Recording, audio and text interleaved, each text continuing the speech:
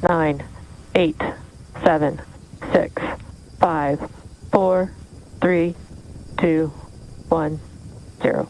Ignition. And liftoff. May the force be with us. Stage 1 chamber pressures are nominal. Vehicle is pitching downrange.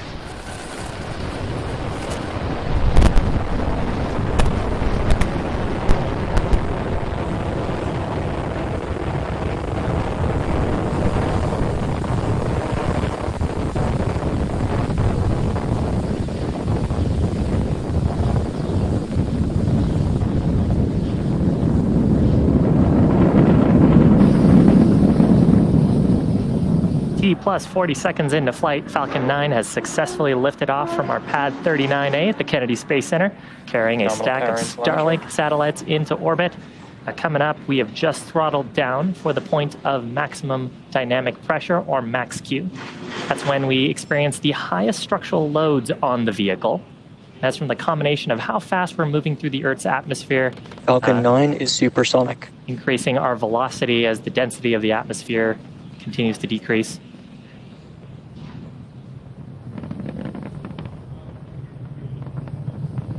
Max Q. With that, we are through the highest structural loads on the vehicle. Upcoming in about a minute, we'll have 3 events happening back to back. First of those will be main engine cutoff, or MECO. That's where we will shut down all 9 of those Merlin 1D engines to slow down the vehicle in preparation for stage separation. That's the next event where the first and second stages will separate. Stage 1 starting to make its way back down to landing, and Stage 2 will continue on with the third event, second engine start number 1, or SES-1. That's where the Merlin vacuum engine will ignite and then continue to propel the second stage along with the payload to orbit. You heard the call there for MVAC engine chill. That means we've started flowing a small amount of propellant into the turbo pumps on the Merlin vacuum to prepare it for the full flow of when we perform second engine start. So coming up shortly, about 2.5 minutes into flight, main engine cutoff, followed by stage separation, and then shortly after, second engine start number 1.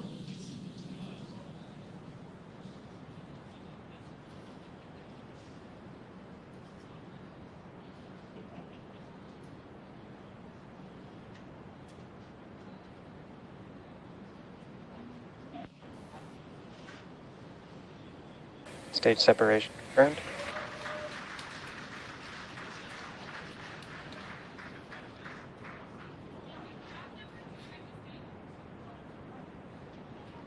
Left-hand side of your screen, you can see a view from the first stage, interstage, grid fins starting to deploy. Second engine start complete on the right-hand side, that glow of the Merlin vacuum engine. Shortly, we'll see fairing deployment. Fairing separation confirmed. View from inside the fairing halves, you can see them separating away from the vehicle. Now, as a reminder, we will be recovering that. Oh, awesome. You can see a view there of one of the fairing halves from going on back to Earth for recovery.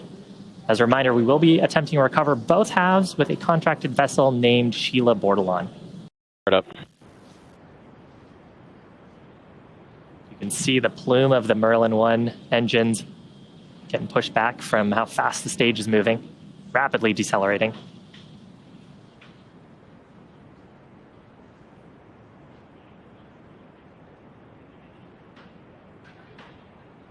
Stage 1 entry burn shutdown. Step of the landing burn.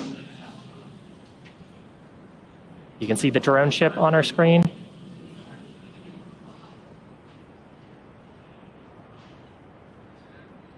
Stage 1 landing leg deploy. Looks like we're coming right down on target. Now listen out here for secondary engine cutoff. Stage 1 landing confirmed. There's a first stage on the left-hand side of your screen. 9th recovery for this booster. Stage 2 flight termination system has saved.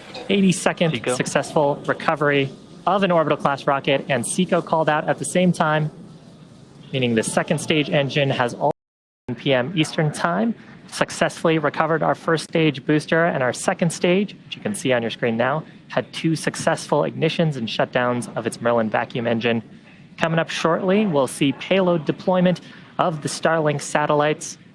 Now, during the 15 minutes since our last burn, the second stage has picked up a small rotation intentionally to help us separate out the satellites after payload deployment. And once the satellites have separated from the spacecraft, they will continue on with the rest of their mission, ultimately ending up in an operational orbit about 550 kilometers above the Earth.